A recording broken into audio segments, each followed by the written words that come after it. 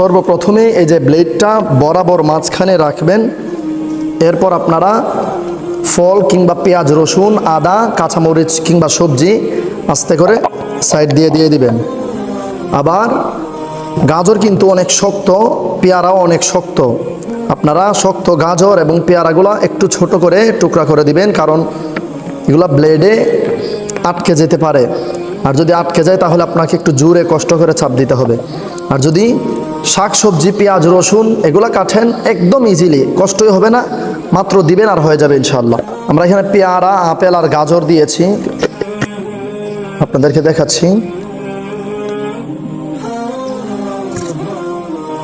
এরপর আলতো করে দেবেন।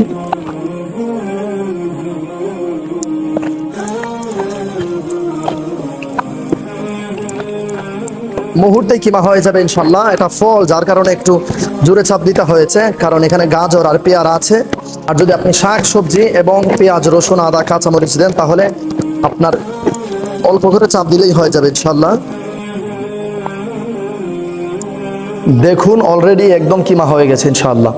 পেঁয়াজ, রসুন, আদা, কাঁচামরিচ সহকারে গাজর, শসা সকল প্রকারের সবজি সহজেই কিমা করতে পারবেন। এমনকি মাংসও কিমা করতে পারবেন কয়েক সেকেন্ডের ভেতরে। আপনার বাচ্চার খাবার তৈরি করতে পারবেন মুহূর্তে, হাত ব্যথা বা যে কোনো ঝামেলা ছাড়াই দ্রুত কাজ শেষ করতে পারবেন। আমাদের এই ছপারটি খুবই মজবুত, যা দ্বারা আপনারা একসাথে 1.5 লিটার সবজি অথবা মাংস কিমা করতে পারবেন। এটি ব্যবহার করতে বিদ্যুৎ অথবা চার্জের কোনো প্রয়োজন হয় না। যে কোনো সময়, যে কোনো জায়গায়, যে কোনো ভাবে ব্যবহার করতে পারবেন। এটিতে শক্তিশালী তিনটি স্টিলের ব্লেড রয়েছে, যা সহজেই খুলে আবার পরিষ্কার করে রাখতে পারবেন। আমরা সবজি দেই নাই, কারণ সবজি তো আর আমরা কাঁচা খেতে পারবো না, এটা তো খেতে পারবো। বিসমিল্লাহির রহমানির রহিম।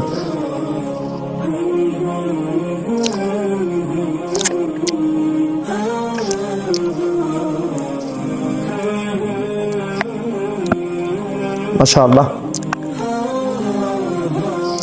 এত শক্ত গাজর যদি কিমা হয়ে যেতে পারে, এইরকম টুকরা করে আমি স্লাইস করে নিই, এত শক্ত টুকরা একদম কিমা হয়ে গেছে দেখেন।